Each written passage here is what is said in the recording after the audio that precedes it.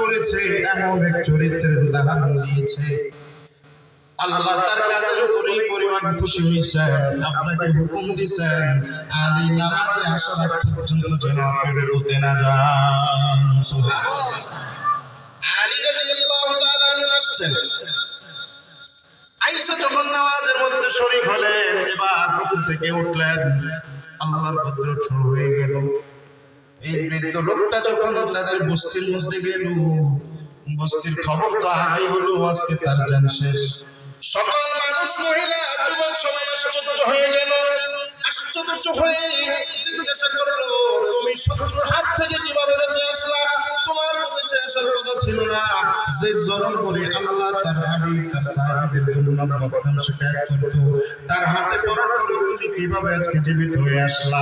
চলে আসছে, বলতেছেন আমাকে তারা মারা নাই। গ্রামের সমস্ত মানুষ ঐক্যবদ্ধ হয়ে গেল। যেই মানুষটাকে এত সুযোগ মতো আমাকে পেয়েও একটা কথা বলবো না, বরং উপকার করে আমার বোঝাটাকে মাথায় নিয়ে বাড়িয়ে নিয়ে পৌঁছে দিয়ে গেছে। এই লোকগুলা যার খলিফা, এই লোকগুলা যাকে অনুকরণ করে, না জানি ওই লোকটার মধ্যে আল্লাহ কত মায়া দিছে।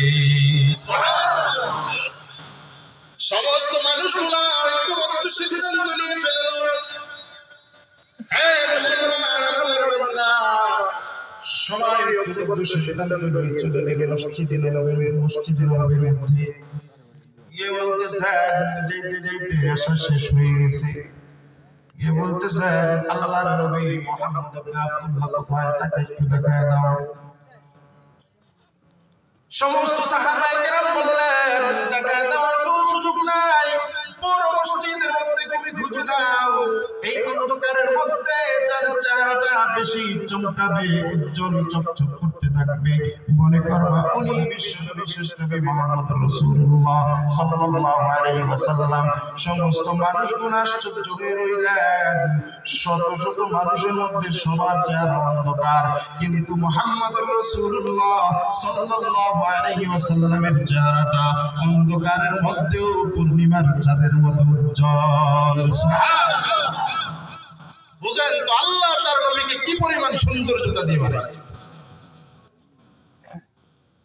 আল্লাহু আকবার, আল্লাহু আকবার। হযরত আবু হুরায়রা রাদিয়াল্লাহু তাআলা আনহুকে প্রশ্ন করা হয়েছিল, নবী কেমন সুন্দর ছিলেন? আবু হুরায়রা রাদিয়াল্লাহু তাআলা আনহু বলেন, চাঁদের 14 তারিখ রাত মসজিদের উপরে হলো ছাপরা। আমাদের মসজিদে না টিন থাকে, বিল্ডিং থাকে। আগেকার মসজিদ এটা ছিল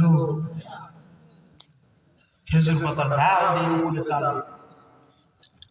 আবু হুরায়রা রাদিয়াল্লাহু তাআলা আনহু বলেন, 14 তারিখ রাত দেখবেন পুরো চাঁদটা একেবারে গোল হয়ে ওঠে।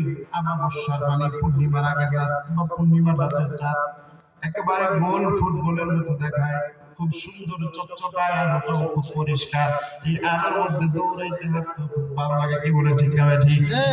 আবু হুরায়রা বলেন, রাতে আমি নবীর পাশে বসা, কারণ আমি একজন এমন সাহাবী, আসহাবুস সুফফার, আমি একমাত্র সাহাবী, আব্বা নাই, মা নাই, আত্মীয় নাই, স্বজন নাই, পড়ে থাকতাম এখানে। যখন রাসূলের দরবারে খাবার আসতো পেতাম, না আসলে না খেয়ে থাকতাম। এমনও দিন গেছে 7 দিন পর্যন্ত না খাওয়া। বিনিময়ে আল্লাহ এত নেয়ামত ওনাকে দিয়েছেন, এত মেধা ওনাকে দিয়েছেন, 5000-এর উপরে হাদিসের রাবী উনি হয়েছেন।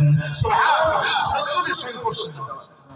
উনি বলেন, পূর্ণিমার রাতের চাঁদ, আমি একবার চাঁদের দিকে তাকাই, আরেকবার তাকাই রাসূলের চেহারার দিকে। একবার তাকাই পূর্ণিমার চাঁদের দিকে, আরেকবার তাকাই রাসূলের চেহারার দিকে।